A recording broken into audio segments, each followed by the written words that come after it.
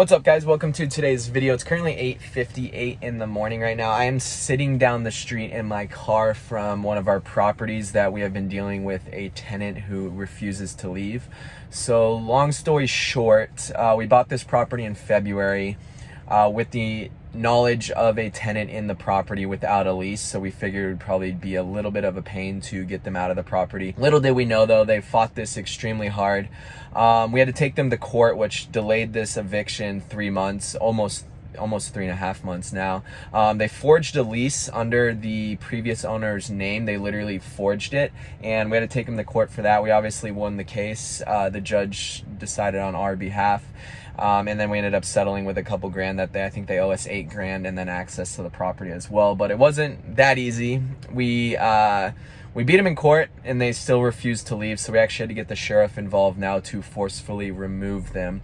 We are not 100% sure that they are still in the property right now, but out of precautions, because of this specific tenant has a very, very long track record in criminal history. He actually has a couple active warrants right now as well. The sheriffs want to play it safe. So I'm actually waiting for them right now. We're supposed to do this at 9, so about another minute or two here. And hopefully they will be around the corner and we'll be able to get our tenant out of this get the squatter out of the property. So keeping you guys updated right now. Stand by for a little bit. I have no idea how this is going to go down. We have the locksmith coming. We have 4 deputies with a riot shield they said they're going to bring, so the locksmith can pick the lock, and I'm going to try to film as much as possible. So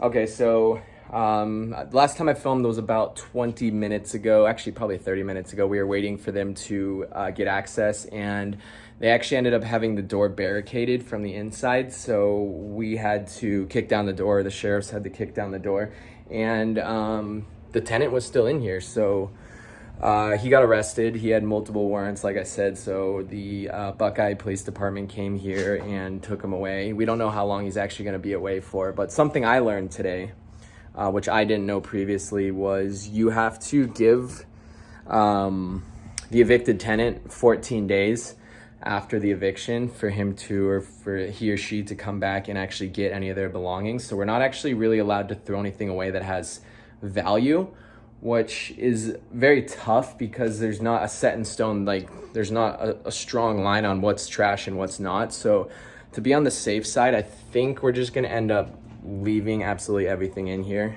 for the 14 days. We're not gonna touch anything.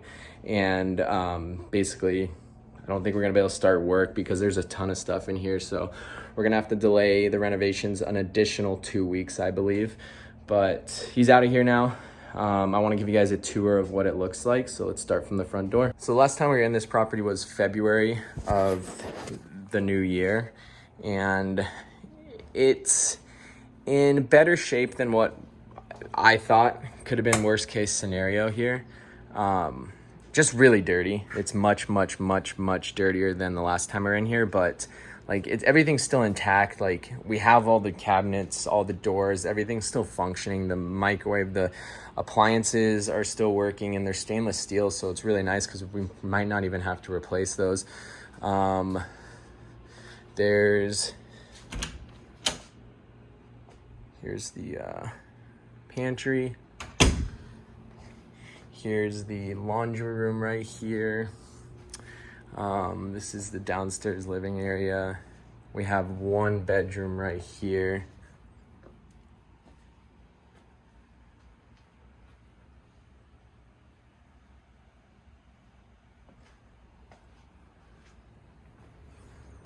Another bathroom. The backyard.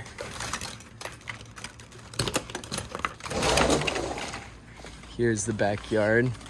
It's a really nice house on the lot because it's actually a corner lot, which is really nice because you have no neighbors on the back and the right side. So this will be a good resale.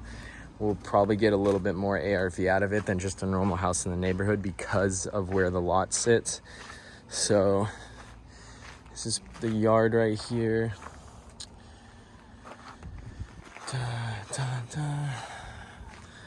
We're estimating, or I'm estimating, about $10,000 more now than what we originally expected from when we first walked the property, just because of the amount of damage that was done since then.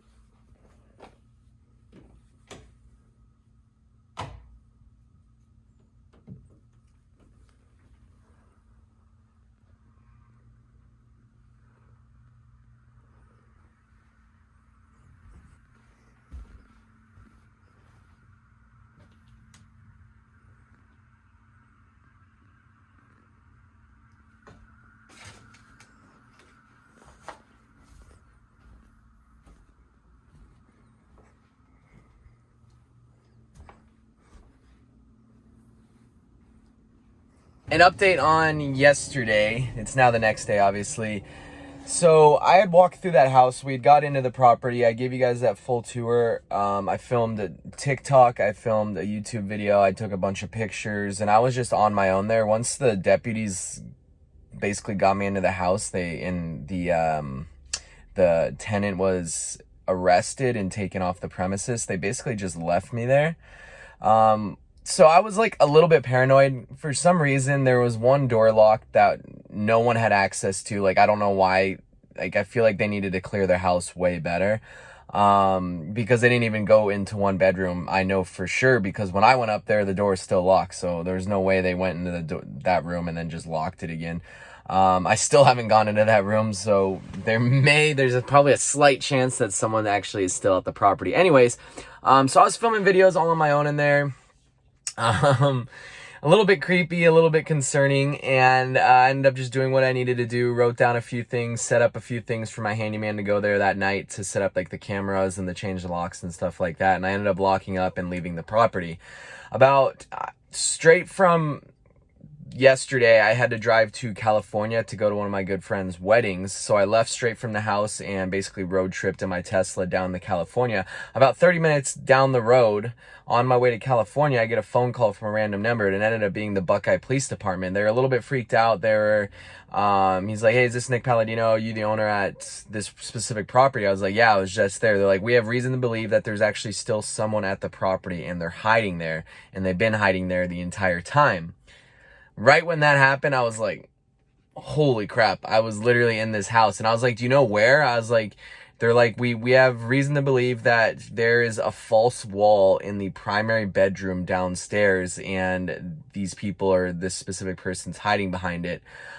We need you to come back to the property to let us in. I was like, I'm literally like an hour away at this point, there and back, so it's not gonna, I'm not gonna be able to do it, but you guys have full access to get in. Here's how you get in, blah, blah, blah. And yeah, so they ended up going there. They called me about an hour and 15 minutes later, and they're like, we found the child. And if it's the child that I saw when I originally walked the property in February, this child could not be more than, like I said in my TikTok, more than 8 months old. It's very, very unfortunate. I hope CPS took care of them, because there was all kinds of like signs of fentanyl around the house being smoked. So it was just not a safe environment. And then I believe the girlfriend of the person we took to court was the other person as well, and they were just hiding behind the wall. I'm not quite sure why. I don't think they were held there against their will. I don't know if they're like the whole thing doesn't really make sense, but they were hiding for over an hour in this property when the sheriffs went in, when I went in and filmed this video. And what's even more freaky is I spent so much time in that bedroom downstairs, like filming. I'm like, holy crap, she's listening this whole time. She might even be watching me this whole time. Thinking about that was like, wow. But yeah, so it ended up, I'll put a picture up. It ended up being like this little like nook in the wall. It wasn't a full room, but it was probably like a 10 square foot space that they were just hiding in this entire time. And yeah, I thought there was one point in the YouTube video, you guys might look back, when I was upstairs, like when I just got above the stairs,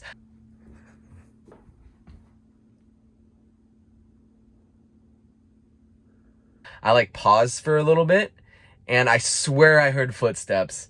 And looking back at it now, I'm like, wow, like I probably did hear some footsteps, but I was just being paranoid on it. So yeah, that whole video that I was filming in there, I had no idea someone else was in there as well. But thank you guys so much for watching. I do appreciate it. We got him evicted, or we got him out of the property now. He's arrested. Like I said, no updates on when he's gonna come back, but we have to give him 14 days, which is just ridiculous. Like this whole system and the way it's laid out is just ridiculous.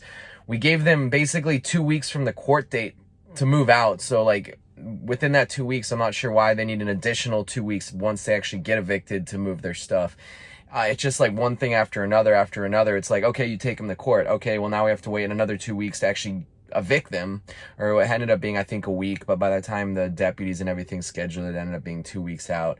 And now we give them an additional 2 weeks after that, and it took us almost 3 months to just originally get them into the court from the start. So it's like there's a lot of steps in the way. When someone's like, oh yeah, it's like a 30-day thing, it could take a little bit longer than that. But please drop a like. I'm gonna do a more in-depth video tomorrow. It's Friday for me right now. I just got home from California, so another video on this topic will be much more in depth on the actual court case, the whole situation, how it started and stuff like that. So I'll see you guys soon.